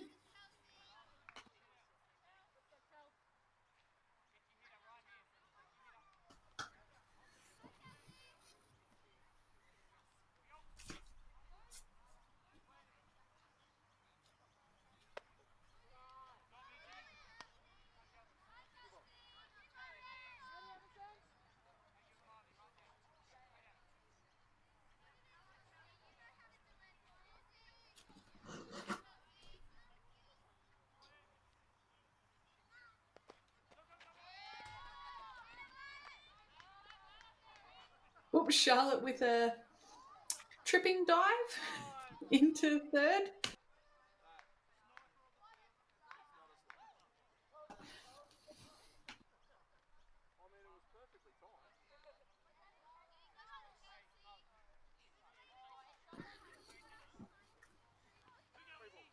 See, if the Hornets were wearing black pants, Charlotte wouldn't have to be dusting off her pants as much. See, it's why the black pants are but Amy, better for the washing. Yeah, but if I recall a call from Nationals, I'm pretty sure you said that if your uniform's not dirty, you didn't play hard enough. Did I say that, did I? I don't stand by most of the things I say in the commentary booth. I don't remember most of the things I say, but no, it probably sounds like something I would say. I probably would have said no Crocs. No Crocs in the booth? I remember that one? No Crocs in the booth or on the baseball field. No, Crocs are the... I'm pretty sure there would be probably not a player there that wouldn't have Crocs. See the Rays coach out for a visit. Looks like we might be doing a bit of a jigsaw puzzle swap around.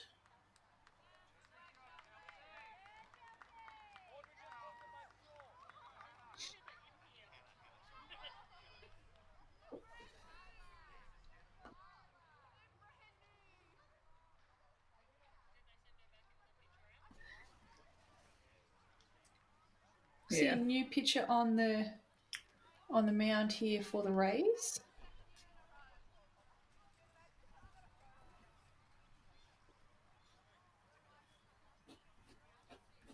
Yes, I think my quote might have been that uniform looks a little too clean.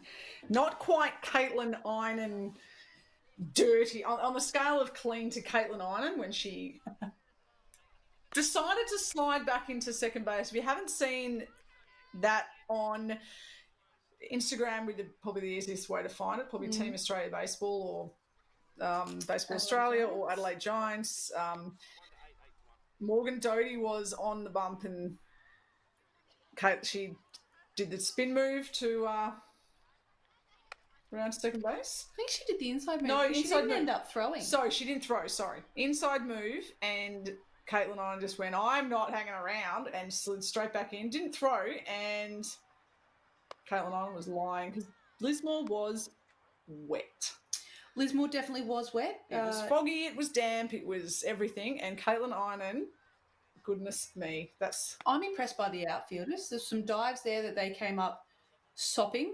Was it Ality O'Sullivan that had to change her pants mid-game? She changed pants mid-game. There was the rolling fog of Lismore. If you haven't watched them, you need to head to Baseball Plus and watch the games because Lismore had it all in May this year. The third showcase, fantastic showcase. First one was in Adelaide with 2 teams and then moved to Geelong with 3 teams and then into Lismore and coincided with the Little League Nationals. And from fog to I have no idea how to this day Erica Nakai and Morgan Doty caught those balls. We couldn't even see Morgan Doty from the commentary booth and she's catching balls and you were pitching and there was one Jamie Bastion caught out in right field. She did. The only reason I know it was caught is because I heard it hit her glove. Yeah, couldn't see her. I was right next to her there and I was like, short. That was the only one I could actually see. No, it was amazing. There's a great picture of you standing on the mound and you can't see any of the fielders. Looks like you're playing the whole game on your own.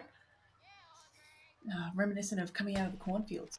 It was very League of Their Own as Charlotte Jansen is being aggressive to get, and that's a great effort by the catcher there. She doubled in the previous inning, and Miley Watt has recovered that ball off the back net and run all the way in. And it was, Charlotte she went off and it went off, not off the bat, off the ball getting through. And that was just good baseball. Really good baseball. So we head to the middle of the third. We're going to take a drinks break here. We'll be back in just a second.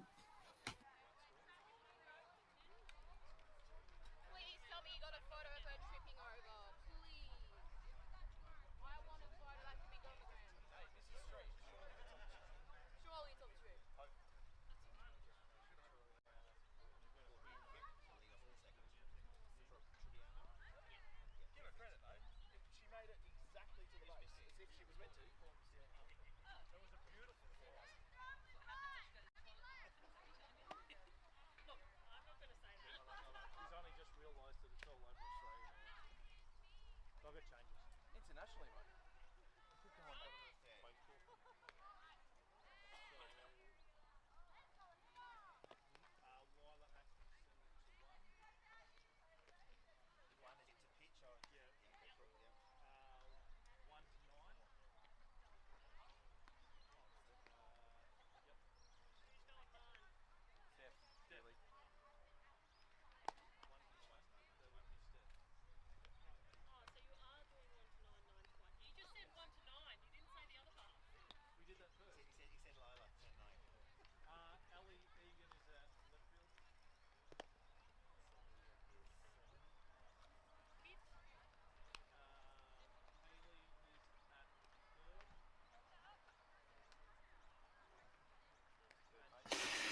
Welcome back to the Mackillop Baseball Club. It is the Chapman Gardens Baseball Oval.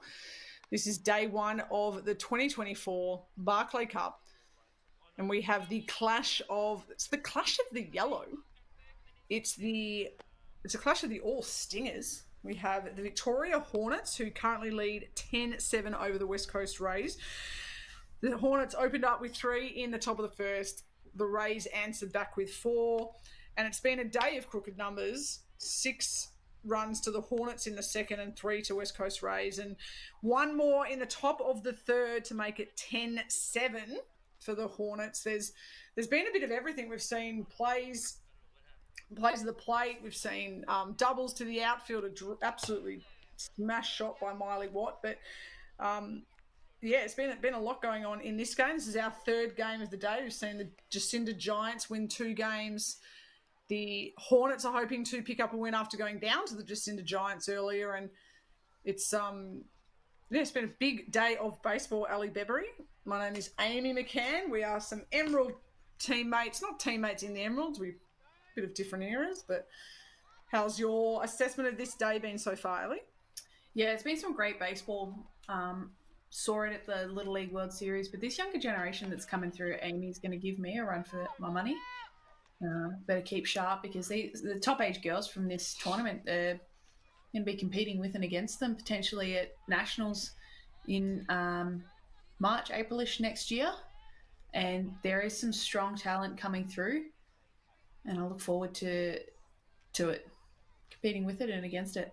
Yeah, you want to be pushed. You really want. I mean, we spoke about the story before about Barclay just running a beep test when everyone else had dropped out and she was competing against herself. But there is also a big thing to be said about being pushed and having teammates and opposition and people pushing you, as we see a bit of a discussion here. Jess Johnson, the pitching coach, talking to the new pitcher Lila Atkinson, potentially might just having a chat about something on the mound. Maybe she tweaks something in her arm. Not sure what it might be, but Jess Johnson just heading back. Great to see so many women, as we've seen the New South Wales, Amy Saliba and Jordan Richardson coaching. We've got Laura Needs, we've got Tani Lovering, Jess Johnson, Jasmine Bentley, Jamie Bestian. It's amazing to see some of the current state and Australian and aspiring Australian players out coaching this next generation. I think if we weren't in a commentary booth in Melbourne, I think we'd probably be wanting to coach as well. So definitely. Those who can't coach, talk. I can definitely talk.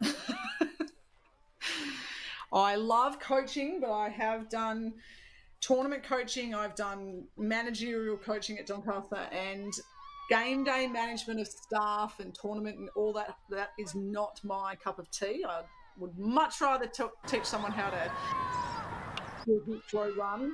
I don't want to have to do the rest. And that's an aggressive piece of hitting to lead off the bottom of the third. For Leah Old, she gets on. Got a new pitcher on the hill for the Hornets this innings. We've got Lila Atkinson,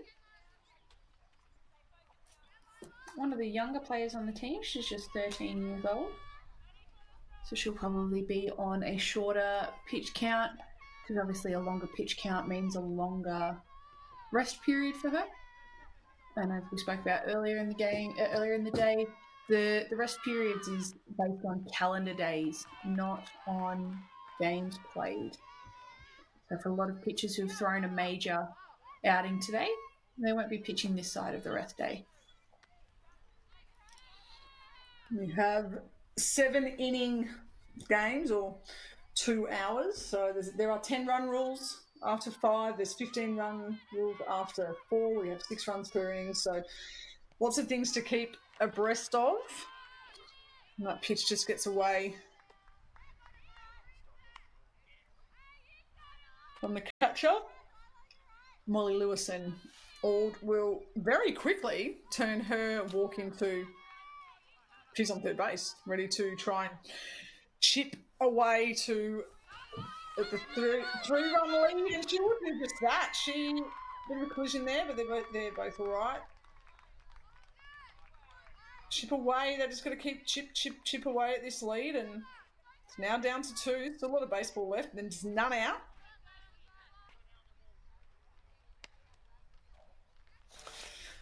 So we see Hannah Fior, one of the 2 players from Alice Springs, one of the Alice Springs Buffalo reps.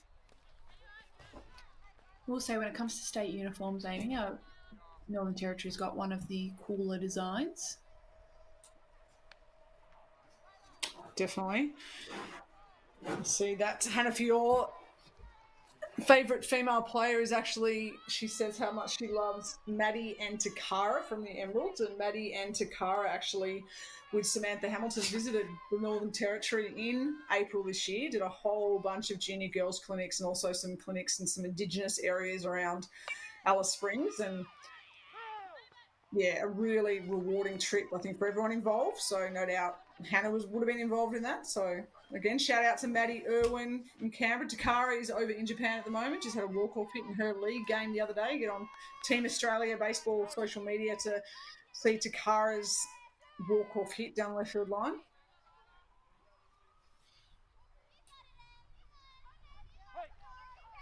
I like Emerson taking the time when she gets back in the box. Grab a breather. Make sure she's ready. Tells the umpire, just hang on. I'll let you know when I'm ready. That ball gets away and taking advantage of any time you don't take care of the ball. It's the one goal you want to be doing when you're out in the field. Take care of the ball. Whenever if you're training or if you're just playing catch play, take care of the ball. And just some lack of that from the Hornets is now just opened up the window now opened up the door for the race here.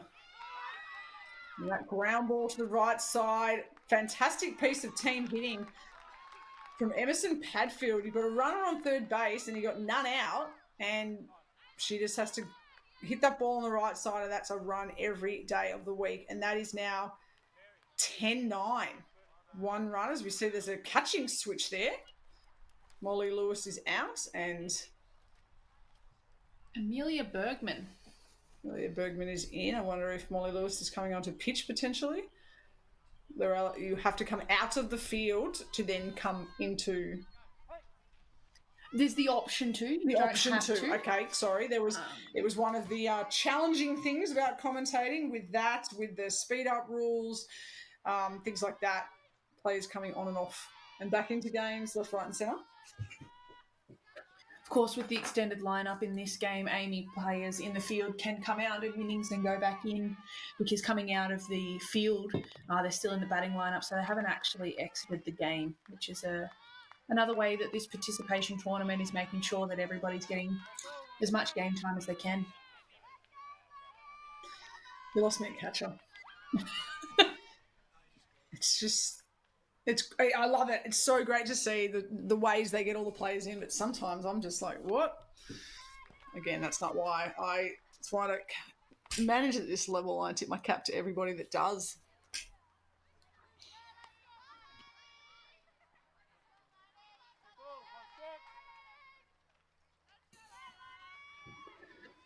It's very bright red gloves. I was just about to comment on it. Morovic is winning the batting glove game of day one, I would say. I think Izzy Zeruel, she leading the bat brightness award. Well, Zeruel and Wright are actually using the same bat. Okay, so they're leading the bat, the bright bat. I definitely think Marnie Morovic is leading, and Quincy from game one is winning the fielding glove. Yep. Nice green. Morovic. Yeah, she has a dog, and it's named after. Who's the dog named after? Derek Jeter. It's a good name. I feel that would be quite an interesting discussion every time you're at the dog park. Derek Jeter, come over here. And do you reckon it's the full name, or do you reckon the dog's just called Jeter? When it's being naughty, probably Mr. Jeter. What sort of dog do you reckon Jeter is? I reckon it would have to be something that is quick, agile. When you think of Derek Jeter, great shortstop, number 2 for the Yankees, and his backhand pop-up throws, you'd have to think it's just something very agile, not too big, just... I don't know why, but I'm picturing a classy. I don't know, I'm actually pitching potentially like a whippet. Bigger whippet, not the tiny ones, not the Italian greyhounds. Interesting. Yes, her dog is named Derek Jeter, and Morik is actually one of the OG. Her third Barclay Cup.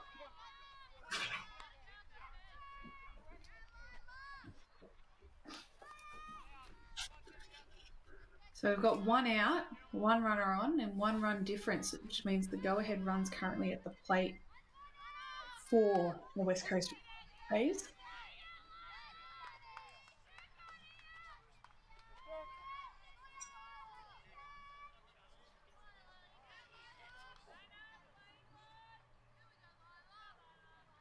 Not a lot of game time left.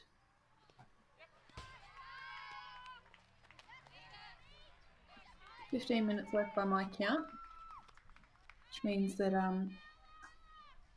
Hornets are going to want to shut this running game down, and Rays are going to want to get that run in and across the plate before the time runs out.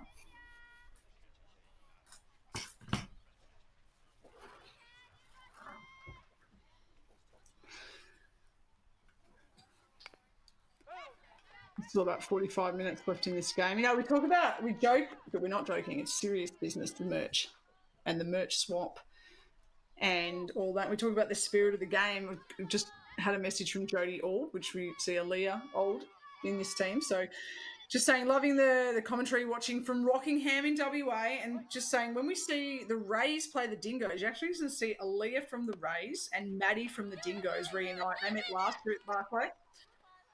And there we can see that's great coverage, great vocal. You want to have a visual and a verbal. Runner at third with the bright gloves has decided to stay. And so Maddie and Aaliyah from the Rays and the Dingoes have kept in touch with each other, kept in contact. They exchanged hats last year. The Dingo hat is Aaliyah's prized possession. And Jodie's just saying this is what the tournament is about. Meeting new people, making lifelong friends no matter where you're from. Love that.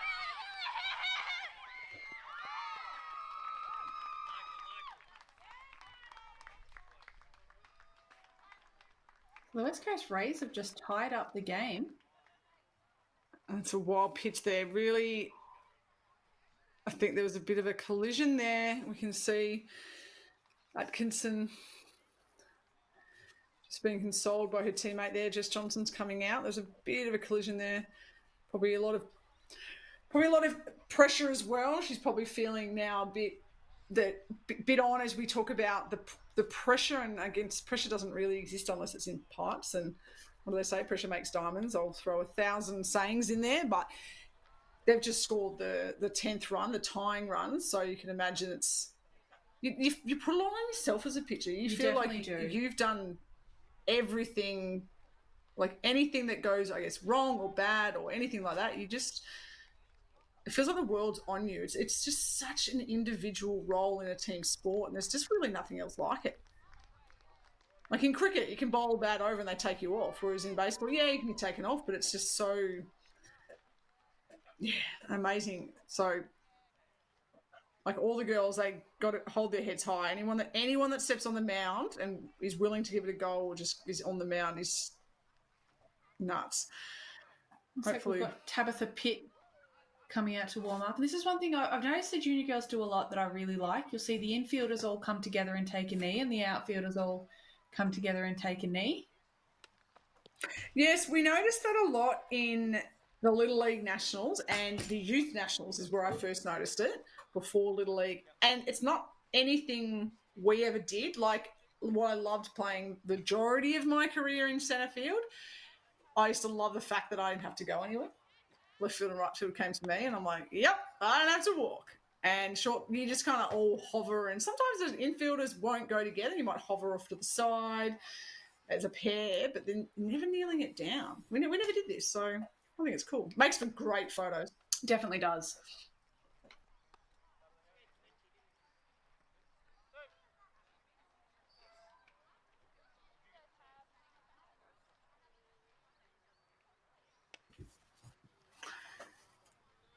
So we've only got 10 minutes left because my brain was working on a 5:30 finish, because for some reason I thought we started at 3:30, but we did not start at 3:30. We started at 3. So we don't have 45 minutes. Don't listen to what I say. Listen to most of it. Listen to most of it, some of it. It is a 3 o'clock to 5 o'clock 2-hour game. So, yes, we've only got 10 minutes. So, this is... changes where we're at. It's a tied game. If Hornets don't get that third out rather quickly, they're not going to have a chance to get ahead in the runs, and it'll be just a matter of trying to keep the tie. We do have ties in this level of play, Amy. I wanted to yell out, it's a tie! Top of the pit is the new pitcher for the Hornets, and Suffer will take first base after being hit in the back. It's part of the game, being obviously hit by pitch. We don't want it to be hitting anywhere that can break or hurt too much, but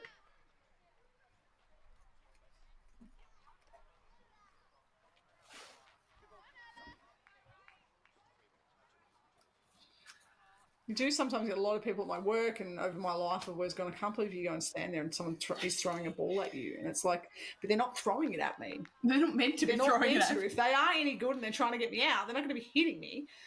But they're like, yeah, but you have to jump. And then, like, you're sliding into the ground. And I'm like, we do a lot of crazy things in this sport. I've definitely had plenty of bruises. Yes, we love it. So I jump out of the way. And that is a walk to Isla Calabec. And we see that is now runners on the corners for the West Coast Rays. There's still only one out. So ground ball here could be a double play to end the inning and leave that as a tie. But that is a swinging strike. I don't think that's got any of the bat. And they got away from the catcher there. So that is the go-ahead run for the West Coast Rays, and some sneaky running there from Calabec at first base, who's done some fantastic running all game, Calabec. She's now in third run for that third base for that insurance run. They're already up by a run. With time running away, every pitch in this inning just chips away at time. And I think as far as starting a new inning, no new inning can commence. So there's no 5-minute rule, but there's no hard stop. So if this innings finishes before it hits 5 o'clock, they can start a new one. But if as soon as it hits 5 o'clock, no new innings can be started. So if you're WA, you've just got to keep batting for 7 minutes and you've won the game.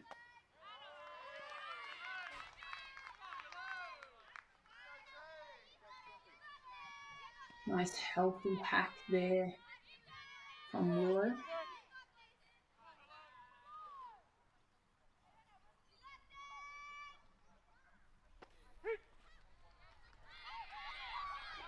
And that's a drop third strike, and they will go to first, but again,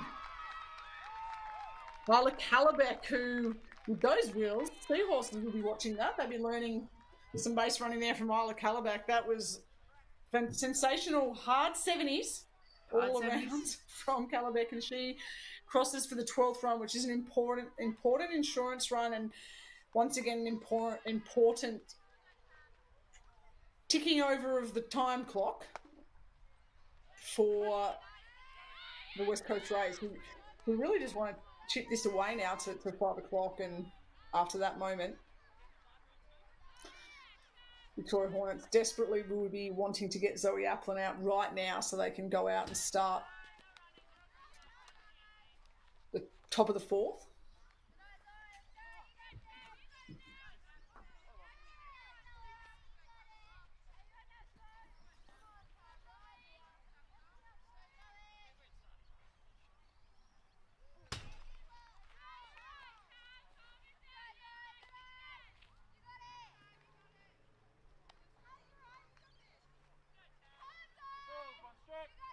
West Coast Rays wanting Zoe to take a nice patient at bat here. See a few pitches. Taking it deep. The 3-1 count here. You're batting here, Amy. You go on the green light on the 3-1, or are you waiting for 3-2 before you're swinging? definitely in this situation with 5 minutes to go, I don't want to be the out that gets it to a fourth inning. I'd be tying my shoelace, I'd be stepping out, she doesn't need to now, but yeah, she needs to then get another batter in, because now at least this batter will have to face, you could just stand there with a bat on the shoulders. Not that you want to do that kind of thing when you're at a tournament level and it's real strategic and things like that. I'm pretty sure none of them are thinking about that at this point in time. They're wanting to swing at anything they think is their pitch.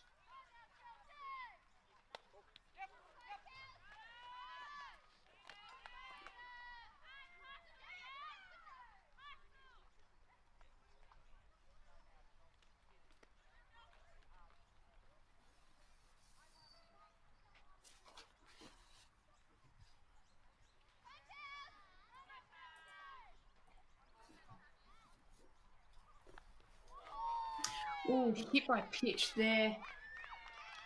Chelsea Erickson might have got her in the backside. Andrew Fielden out to visit mound. Always preferred to get hit in the backside than the back. There's a little bit more pain. Yeah, I think the back of the backside of the thigh. I was hitting the elbows 2 summers ago and chipped more, and they found fragments and found more fragments. So clearly I'd obviously had fragment upon fragment upon fragment. That's why I wear an elbow guard now. It only took me about 35 years to work that out. But anyway, so you see that's... Is your elbow guard all in your team colours, Amy? I'm going to have to buy a new one. I have bought new gloves, new cleats for this season, so I'm going to have to probably now buy a new elbow guard, because we know your gloves have to match your cleats, which have to match you. You need to have your proper colour. You see in Major League, or different pops of colour. So I'm going to have to go out and buy my cleats and my batting gloves are very loud this season. You could go the sparkle, a bit of sparkle, a bit of sheen to it. Mm-hmm. Get a bit of glitter in it. You don't want it too bright, because then you just got this big bright thing on your elbow. You're actually the target to aim at. Any way you get on, any way you can these days.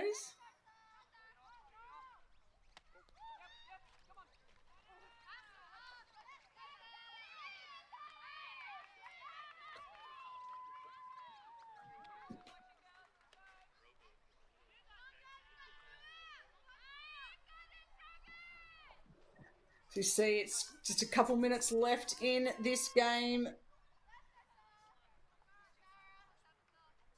Sarah Scott up to bat. Not me taking her time playing it. She understands the assignment. She does, and that's another run. 13-10 now. It's been a very high-scoring affair. It's been a few high-scoring affairs on opening day. Everyone's jumping out, wanting to... That's 6. The 6-run rule may give Dingoes the Hornets, been calling Dingoes games all day, may give Hornets the opportunity to stay in this game. Wow. If you were the runner at third base, if you were the coach and you knew there was a time clock and that would save you from another inning, the game. You would have held your runner and not scored. But I think the first pitch, they've a fantastic comeback win for the West Coast Rays. They were down 9-4 going into the bottom of the second inning. We only played 3, so at what is the effective halfway mark of this game, they were down 9-3, and they've piled on 3 in the bottom of the second and 6 in the bottom of the third, and they have defeated the Victoria Hornets, who were seeking their first win of the day. Unfortunately for Victorian fans, they are 0-2 on the day, and the West Coast Rays in their first game, well, they're 1-0 now. 1-0. Well, that was a fantastic first day of the Barclay Cup at the McKillop Baseball Club in Sydney, in Penrith. A fantastic day on 2 diamonds. Make sure you head to the Barclay Cup or Baseball New South Wales or Inside Pitch social media. Check it out. There's plenty more baseball to go. I'm Amy McCann. Ali, your final words from day one?